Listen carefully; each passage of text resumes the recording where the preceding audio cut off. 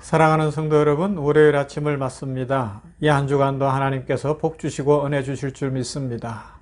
특별히 이제 1월을 마무리할 때가 되고 2월이 시작되는 그 주간인데 벌써 날씨는 한참 춥다가 또 따뜻한 기운이 있는 것이 봄이 올 때가 됐구나 하는 것도 느낄 수 있는데, 이때에 하나님의 은혜와 축복 속에 우리 성도님들의 가정에 이 1월을 잘 마무리하면서 또 2월에 하나님의 축복도 넘치고 하나님 안에서 평안하시고 강건하시기를 주님의 이름으로 축복합니다. 말씀 보십시다. 히브리서 12장 1절부터 5절 말씀 봅니다. 히브리서 12장 1절로 5절 말씀.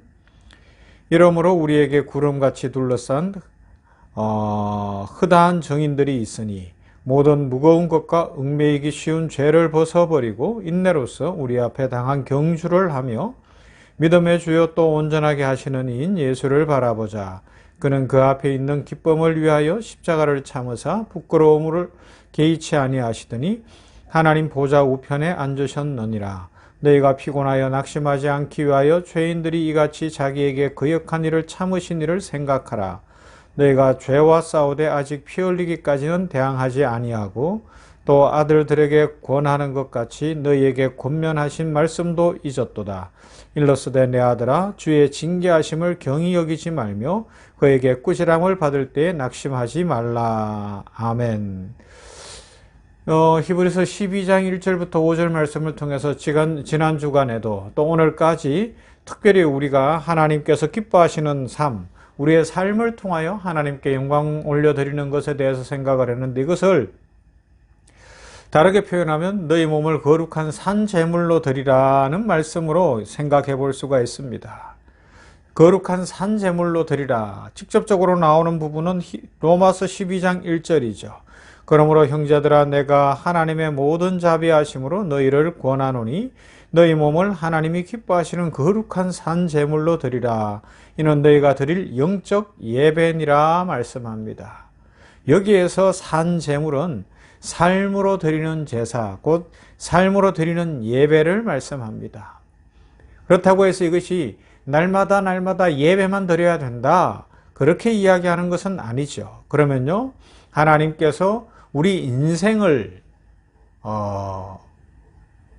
노토로 삼고 책으로 삼아서 거기에 하나님의 역사를 써 가시겠다는 거예요. 우리를 통해 하나님의 영광이 나타나고 세상이 하나님을 볼 수 있도록 우리를 구별하시고 우리 인생을 그렇게 빚어 가신다. 그것을 알고 하나님 앞에 겸손히 순종하며 말씀 붙들고 사는 것이 거룩한 산 제물로 드리라는 말씀의 의미이고, 히브리서에서 계속해서 믿음장을 통하여 또 이 믿음의 주요 온전케 하시는 이인 예수를 바라보라는 말씀 속에 나타난 의미이기도 합니다. 우리가 인생에서 믿음으로 살아가다가 때로는 타협하고 포기하려는 것이 있어요. 힘들거든요. 그런데 하나님은 그것을 막으신다는 것이죠. 왜요? 그래서 그 어려움도 이겨내고 고난도 이겨내고 하나님의 영광이 드러나도록 하고 세상에 주의 복음이 전해지도록 한다는 것입니다. 그래서 끊임없이 우리를 도전하셔서 우리는 이만하면 됐다고 생각하고 이제 그만하고 싶다고 생각하는데, 하나님은 한 걸음 더 가자고 말씀하시고 그러면서 우리에게 믿음으로 살라고 권면하시고 또 힘을 주시는 겁니다. 이런 거죠. 너의 믿음만큼 해라. 각자 믿음의 분량대로 살아라. 너희가 못할 일을 시키지 않았다. 완벽해지라거나 모든 것을 해결하려고 하지 않는다. 악으로 악을 갚지 말고 선으로 악을 이기는 그 삶을 살아내면 된다. 라고 하나님께서 말씀하십니다. 이런 악인을 감동시키는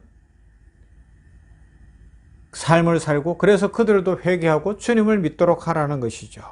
세상 사람들이 악한 역할을 하면 우리 성도들은 선한 역할을 하여 그 악한 역할을 하는 사람들조차도 선한 대로 이끌어갈 수 있도록 하라는 것이죠.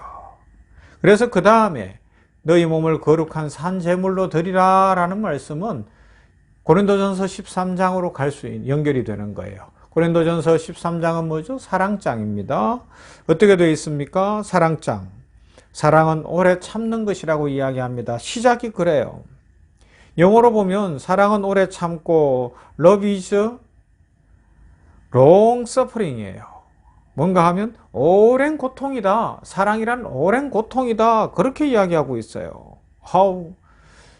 남녀가 사랑해도 막 좋으려고 하고 행복하려고 하는데 사랑은 고통이라는 겁니다. 사실 인생을 살아보면 알지만 자녀를 사랑해도 그렇고 사랑하는 데는 수많은 인내와 고통이 있습니다.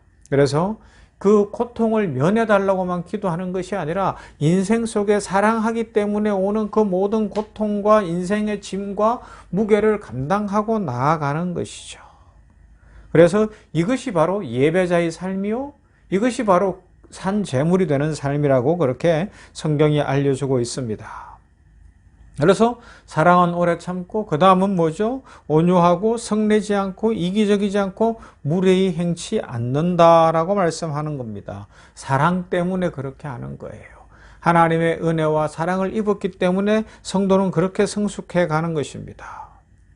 하나님이 우리를 고통과 절망밖에 보이지 않는 것 같은 이 세상 속에서 빛으로 생명으로 그렇게 사용하신다는 것입니다. 그래서 우리 자신을 위해서 그리고 온 인류를 위해서 하나님께서는 우리들을 특별히 불러내시고 우리 인생에 하나님의 역사를 써가신다는 것이죠. 말씀이 이루어지는 것을 보게 해주시는 겁니다. 그런데 이제 여기까지는 이해는 돼요. 그런데 문제는 현실에서 항상 우리가 부딪히는 거죠. 계속 살펴보는 거지만 현실은 뭐예요? 눈물이 많고 아픔이 많고 고통이 많고 내 뜻대로 안 되는 일들이 너무 많고 결국은 죽음도 있다라는 것입니다. 그러면 답을 어떻게 찾습니까? 성경은 이야기합니다. 믿음의 주요 온전케 하시는 이 예수를 바라보라고 말씀합니다. 예수님 안에서 답을 찾을 수 있다는 겁니다. 하나님이 예수님을 보내셨습니다. 그리고 예수님이 이 땅에 오셔서 십자가를 지시는 것을 자랑하거나 치유하고 회복하고 풍랑을 잔잔케 하시는 것을 통하여 자신을 드러내신 것이 아니라 그러면요, 우리와 똑같은 삶을 사시며 사람들의 무시를 당하시고 고난을 겪으셨다는 겁니다. 이것이 성육신이죠. 그래서 결국 이루어내신 것이 뭐예요? 우리에 대한 사랑을 확증하시고 우리를 구원해내셨다고 말씀하고 있습니다. 예수님은 그렇게 이 땅에 오셨고 그렇게 사셨습니다. 그런데 우리는 그런 삶보다는 내가 원하는 삶을 원하고 있거든요. 그래서 하나님은 오늘도 말씀하시는 거예요. 그리고 히브리서의 원저자 그리고 원독자들인 그 고난당하는 성도들에게 나와 함께 가보자. 로마를 부러워하지 말고 내 손잡고 이 길 한번 가보자 라고 하나님께서 요청하시고 이끌어 가시는 것입니다. 예수님이 승천하시면서 말씀하셨어요. 하늘과 땅의 모든 권세를 내게 주셨으니 너는 땅끝까지 이르러 내 증인이 되라 말씀하셨습니다. 그런 거예요. 세상 모든 권세 주님께 있고 마지막 최종 완성자는 우리 주 예수 그리스도시다라는 것을 믿으며 힘들고 어려워도 한번 땅끝까지 가보는 거예요. 그러는 동안에 무슨 일이 일어나요? 우리도 모르는 사이 우리가 영적으로 성장하고 변화되어지고 하나님의 축복 속에서 마음의 평강이 있고 막 삶이 풀리는 그런 역사들이 일어나게 되는 줄로 믿습니다. 이 과정을 통과하지 않은 성도는 없어요. 히브리서 12장에서 이런 말씀이 나오죠. 뒤에 보면 나오는데 어찌 아버지가 징계하지 않느냐. 그렇게 징계하지 않으면 사생자요 친아들이 아니라는 이야기를 합니다. 친자녀이기 때문에 하나님께서 때로는 우리를 고난 가운데도 있게 하시고 그래서 예수의 사람으로 빚어가신다는 것이죠. 그런데 우리가 이 진리를 모르면 어떻게 사는가 하면 예수님을 믿어도 늘 체념하고 살게 됩니다. 아유, 될 대로 되라지 뭐. 내 뜻대로 안 되는데 예수 믿어도 별거 없네. 뭐 교회 안 나갈 수는 없고 그냥 일주일에 한 번 정도는 내가 나가주지 뭐 목사 얼굴 봐서도 그렇고 이런 체념이 되는데 이게 자기를 아주 힘들게 하지만 주변 사람들도 힘들게 하고요. 결국은 다른 사람들한테도 너 뭐 그렇게 열심히 믿냐라고 다른 사람의 힘도 쭉쭉 뺄 수가 있다는 것입니다. 성경은 뭐라 그래요? 힘들고 어렵고 다 이해하지 못해도 네 몫을 하라고 이야기합니다. 힘을 내보라고 이야기합니다. 전진해보라고 말씀합니다. 그래서 먼저 믿은 우리 성도들이 힘을 내야 되고요. 그래서 성도들은 교회에 오면 제일 먼저 해야 되는 게 뭐예요? 웃어주는 거예요. 힘들고 어려워요. 고난이 있어요. 그런데 다른 성도들을 향하여 활짝 웃어주는 거예요. 그래서 그들도 야, 교회에서 신앙생활하면 뭔가 다른 게 있구나를 알게 되는 거예요. 예수님 때문에 웃을 수 있는 인생. 이게 성도만의 특권 아니겠습니까? 자, 마무리할게요. 우리는 하나님 앞에서 거룩한 산제물로 살아야 됩니다. 그런데 그것이 매일 예배라는 것이 아니라 그냥 주변 사람들에게 웃어주고 사랑 때문에 참아주고 축복해주고 그러면서 하나님이 내 인생에 오늘도 하나님의 복음의 역사를 써가시는 것을 기대하면서 하나님 보고 살아가는 겁니다. 이런 믿음으로 말미암아 우리 모든 성도들의 삶이 믿음의 주요 온전케 하시는 이 예수님을 바라봄으로 기쁨이 넘치고 행복하고 얼굴에는 웃음이 가득하고 마음에는 평안이 가득하고 우리 성도들 때문에 오늘 교회도 부흥하고 병원도 잘 되고 가정도 잘 되고 나라와 민족도 잘 되고 세계 선교지도 복받는 그런 은혜가 넘치기를 주님의 이름으로 축원합니다. 사랑과 은혜가 풍성하신 하나님 감사합니다. 오늘 월요일 아침에 냉천꿀의 아침 말씀 묵상을 통하여 계속 지난 주간에도 살펴본 히브리서 12장 1절부터 5절 말씀을 마무리합니다. 믿음의 주요 온전케 하시는 이 예수님을 바라보며 거룩한 산제물로 우리를 드리는 삶을 살게 하시되 아버지 하나님이여 일상이 예배가 되게 하여 주시옵시고 사랑은 오래 참고 고난의 연속인 것 같으나 온유하고 또 참아주고 위로해주는 삶을 통하여 하나님이 내 인생에 어떻게 복음을 이루어 가시고 축복으로 채우시고 하나님의 나라를 확장하시는지 그것을 체험하며 감사가 넘치고 기쁨이 넘치게 하시고 오늘도 나와 동행하시는 하나님이 계시고 성령님이 나와 함께 하시고 우리 주님이 중보하심에 얼굴에 웃음이 가득하여 가는 곳에 웃음을 전하고 평화를 전하고 사랑을 전하게 하시고 우리 성도들의 삶이 풀리고 가정이 회복되어지고 가정에 축복이 넘치며 자녀들이 앞길이 열리고 또 교회는 부흥하고 병원은 경영이 잘 되어지고 진료를 잘하게 하시며 특별히 나라와 민족과 세계 선교지에 축복이 넘치는 은혜가 있도록 우리 모든 성도들 믿음을 더하시고 축복을 더해 주시옵소서.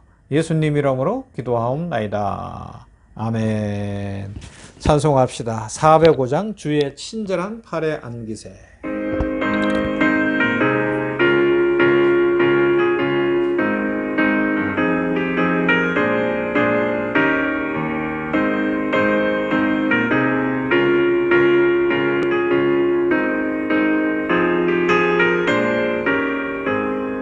주의 친절한 팔에 안기세 우리 마음이 평안하리니 항상 기쁘고 복이 되겠네 영원하신 팔에 안기세 주의